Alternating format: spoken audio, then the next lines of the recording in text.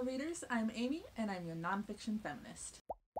Today I'll be talking about Station 11 by Emily St. John Mandel. This is a dystopia. It has great reviews on YouTube and Goodreads. I was really looking forward to reading it when I got into dystopias within the last year or so, and I actually got this copy for free as part of the Big Read, which was a program that took place for about 2 months here in my city. You could go to the library and bookstores and get a free copy of this to kind of encourage reading throughout the city. For my reviews, I will be covering premise, plot, world building, and character. I will get into spoilers after I've gone over these, and I will have this pop up on the screen so you will know when the spoilers are on and you can choose to turn it off or keep going, just depending on what you're looking to get out of this video. I'm going to try and set that there and hopefully it does not collapse. I think we're good. The premise of this book is the apocalypse happens, which is the Georgia flu. It's called the Georgia flu because it starts kind of in Russia and in Georgia. It is really easy to catch. People catch it just kind of by sharing the same space as someone else who has the flu. So it spreads really quickly, a bunch of people die, and 20 years post-apocalypse, the world has changed. Of course, you have towns trying to each run things their own way and just kind of get through this new way of life. And you focus on a girl who was about 8 years old at the time that it happened. She does not remember her first year post-apocalypse. She probably experienced a lot of trauma in that time, so her mind just kind of shut down for that year. It's kind of a self-protection technique. And 20 years post-apocalypse, she is traveling with a group of actors and musicians who are going around entertaining various towns. They come across a prophet, and the prophet kind of screws everything up. That's the basic premise. I thought this sounded really fascinating. You don't hear or read about entertainment post-apocalypse. No one wants to hear about entertainment or write about entertainment because they're more focusing on what's the world like post-apocalypse. Is it filled with zombies? Is it still filled with disease? Are people just killing each other kind of willy-nilly for their own protection or their own agenda? So focusing on entertainment was awesome. Like, I just think this premise sounds really, really cool. So getting more into the plot, the book largely focuses 20 years pre-apocalypse to 20 years post-apocalypse. You're looking at the life of an actor who had 3 wives. He died right before the apocalypse of something not related to the apocalypse. Not a spoiler, because this happens in like the first page of the book. We really get to know the first wife more than the other 2 as she's creating this comic that the book ends up being named after. This comic is called Station 11, and there is a space station that all these people are living on. The people living on the islands kind of around the top of the space station are just trying to get by with what they have and try and find happiness in their life away from Earth. The people kind of on the inner part of the space station in the ocean, because it's got like everything here, really just want to go home, and they're trying to sabotage the people up above so that they can get back to Earth, because it doesn't matter that this aggressive force has taken over, they just really miss their home. And the comic was a great reflection on the story itself, how you have some people who are longing for the past and other people who are just trying to get by. So I really liked that inclusion in the book. Then you move to 15 and 20 years post-apocalypse. It doesn't look into the first year that the main character, Kirsten, forgot. We just know that she forgot about it because trauma. 15 years post-apocalypse, we are reading interviews that the main character did with this guy who creates a post-apocalyptic newspaper, which is really awesome to see. He writes the newspaper based on local news and news he gets from people going through his town. He gives it to traders and to people traveling through to try and pass it off to other towns. It's not the most efficient system, but it gets news out every now and then, and it's just this cool idea that he has, and I really appreciated that. 20 years post-apocalypse, you have them meet the Prophet. They had dropped off friends there a couple years beforehand whenever one of them was pregnant to just kind of rest and raise their child for a few years before they would come back to pick them up.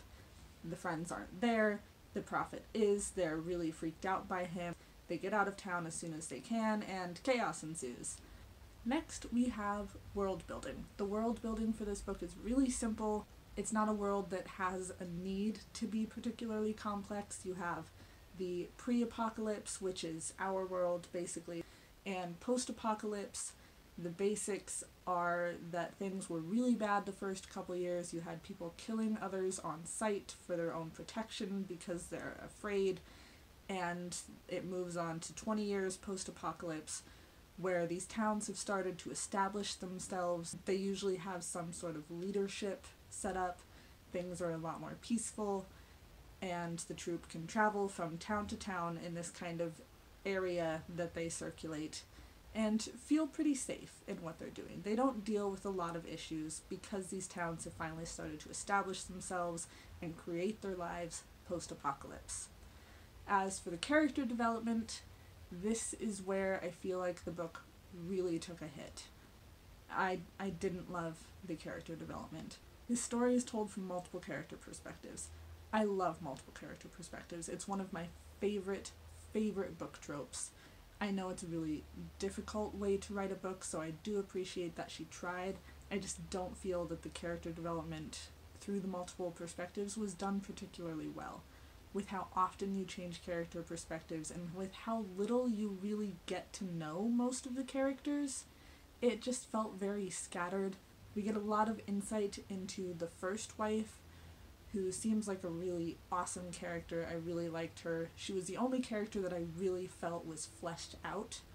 The second wife was frustrating. With the influence that she ends up having on the story, we really should have learned more about her and the son and their relationship and the reason that they end up going off to Jerusalem. We never find out why the ex-wife and the son go all the way to Jerusalem. Specifically Jerusalem. It's mentioned several times. Like, it seems very, very important that they ended up in Jerusalem.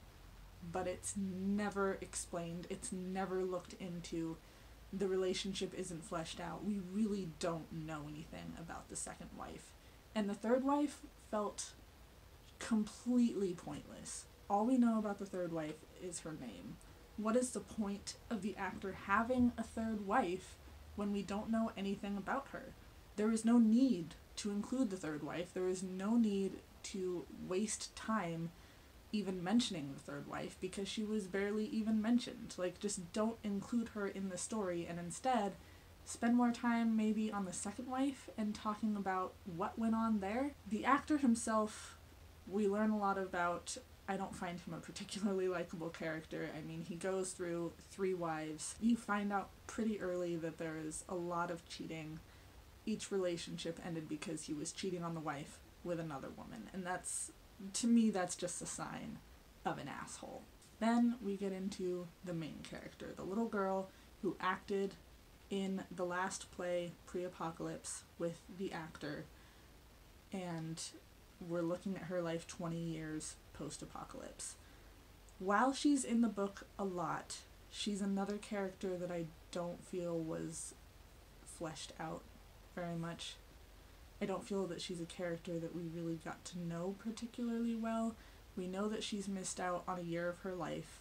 We're focusing on the fact that she has the first 2 volumes of the comic that was written by the first wife. But something about her just doesn't feel important. Like, I don't feel that she's the character post-apocalypse that we should have been having the perspective of.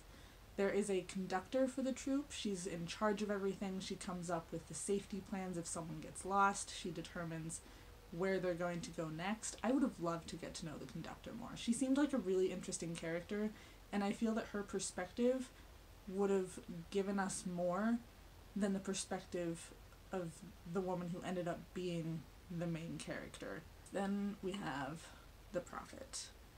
You get the feeling at the beginning of the book that the Prophet is the villain. He's the main guy. You also get this feeling looking at the premise at the back of the book. The Prophet is the guy you're supposed to be worried about.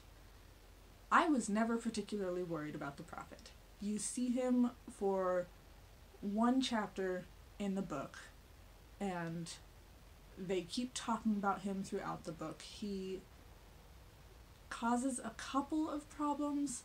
They end up being solved really easily. The way the Prophet ends up was really just kind of sudden. We're not given enough reasons for the way that he is. We're not given any insight into his character, into how he ran things. We just don't know a lot about the guy. He's not a very good villain. We have no idea who this guy is, why he's doing things the way he is. The problems of the Prophet are solved really easily, and ultimately the book was really anticlimactic, and a lot of the main reason the book was anticlimactic was because of the characters.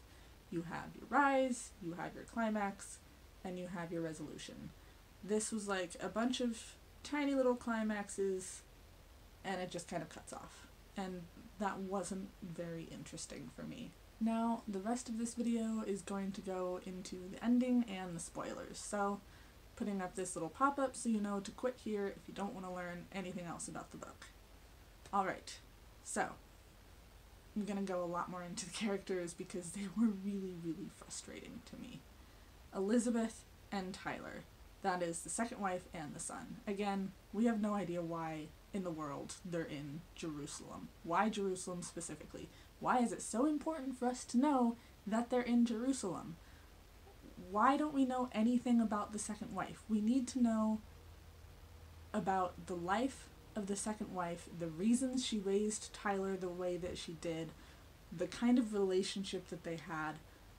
We never even learn what happened to Elizabeth. She just kind of disappears from the story.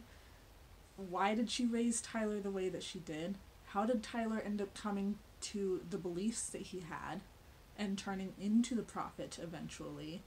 What was like the turning point there? Was it pre-apocalypse or post-apocalypse that he started to get these beliefs? And when did they become so extreme that he started this cult? How did the cult even get started?